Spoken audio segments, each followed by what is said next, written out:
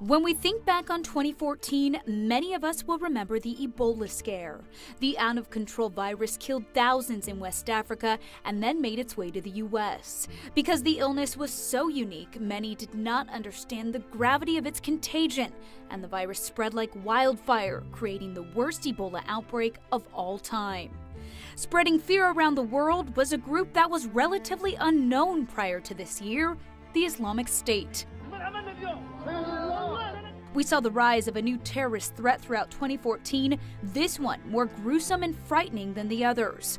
The world watched as ISIS beheaded innocent people, and the U.S. quickly realized something had to be done. An air raid campaign to take out the militant group began in September. Americans also realized something had to be done about the border crisis. A record number of unaccompanied minors crossed the border into the U.S. from Central America, causing a shift in priorities among Americans, the need for better border security. That shift in Americans' priorities also coming into play during the midterm elections, when Republicans were voted into control of both houses of Congress. Whether you're a coal miner in eastern Kentucky who can't find work, or a mom in Paducah who doesn't understand why the government just took away her family's health insurance, I've heard your concerns. I've made them my own. You will be heard in Washington. And in Ferguson, Missouri, Americans' attitude shifted when an unarmed black teenager was shot to death by a police officer. Months of protests followed, highlighting the racial complexities between minorities and our nation's law enforcement.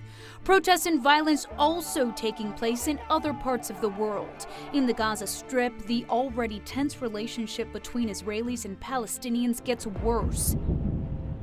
In July, Israel demands Hamas disarm itself, while Hamas calls for an end to the Israeli blockade of Gaza. Both sides aim for control of the Middle East. In Ukraine, protesting continues to this day, and it all started when demonstrators demanded then-President Viktor Yanukovych be impeached.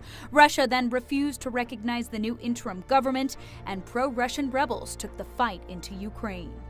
In July, a passenger plane carrying 298 people went down over Ukraine. It's believed pro-Russian militants shot down the plane, a claim President Putin denies. And then who can forget the other passenger jet that seemingly disappeared over the southern Indian Ocean?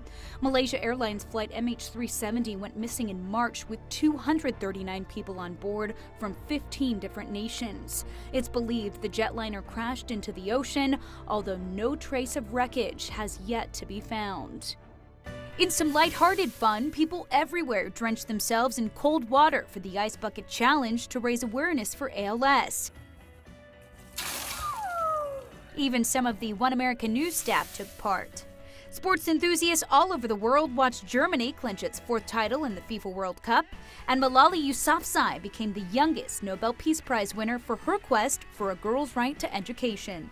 I'm very proud to be the first Pashtun, the first Pakistani, and the youngest person to receive this award. And space was on the minds of many in 2014 as the Rosetta spacecraft became the first of its kind to orbit a comet. Finally, some incredible people were laid to rest. Maya Angelou, Philip Seymour Hoffman, Joan Rivers, and Robin Williams. Taking a look back at 2014, I'm Brie Thiele, One America News.